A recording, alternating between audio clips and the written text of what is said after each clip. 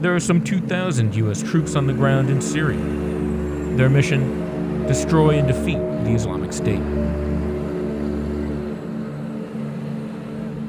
The way they are doing that is by backing a local militia, which is known as the Syrian Democratic Forces, which is made up primarily of Kurdish fighters in northern Syria.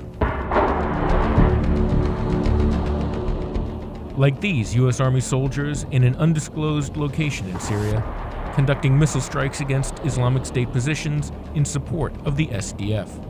Since 2014, U.S. troops have helped push ISIS out of nearly all of the territory it once held. Even if you roll back all of ISIS's territory formally, at what point can you say things are stable enough in order to leave and ensure that ISIS 2.0, as some people are calling it, doesn't return? Depending on whom you ask in the Trump administration, you may get a different answer. I want to get out. I want to bring our troops back home. I want to start rebuilding our nation. But again, the hard part, I think, is in front of us, and that is stabilizing these areas, consolidating our gains, getting people back into their homes, addressing the long-term issues of reconstruction and other things that will have to be done. And this, of course, is there is a military role in this. The comments by the president and General Vodal occurred on the same day, nearly at the same time, 1 mile away from each other. So I think it's kind of different descriptions of a somewhat similar goal. Neither the Pentagon, nor the White House, nor the State Department wants to stay in Syria in perpetuity. Syrian President Bashar al-Assad's closest battlefield allies, Russia and Iran, would like to see the United States and the Syrian Democratic Forces out of northern Syria. If the U.S. does pull out of Syria, that will give Iran and Russia more leverage. There are certain areas that they would like to occupy that the SDF currently has, including some of the main oil fields in Syria. But the president's position seems to contradict one of his long-held beliefs. I was always saying, keep the oil. We didn't keep the oil.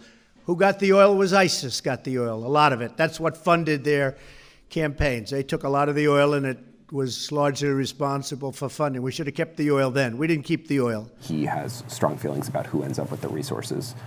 On the other hand, if you take U.S. troops out, the idea that you would end up with any sort of resources in Syria or your allies would end up with any sort of resources, you have sort of limited bargaining power there. The fight against ISIS continues. The group still controls pockets of territory in Syria and neighboring Iraq. Giving those stragglers a chance to regroup is what American officials want to avoid. How can you ever know what a lasting victory is when you're dealing with an extremist group that is sort of poised to morph back into an insurgency? By the end of the day on April 4th, it seemed the White House was able to clarify the president's position on U.S. troops in Syria. As the president's maintained since the beginning, he's not going to put an arbitrary timeline.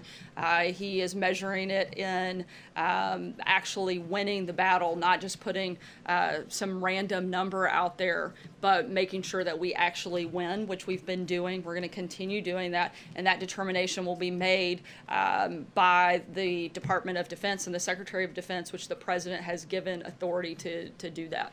Cecilia?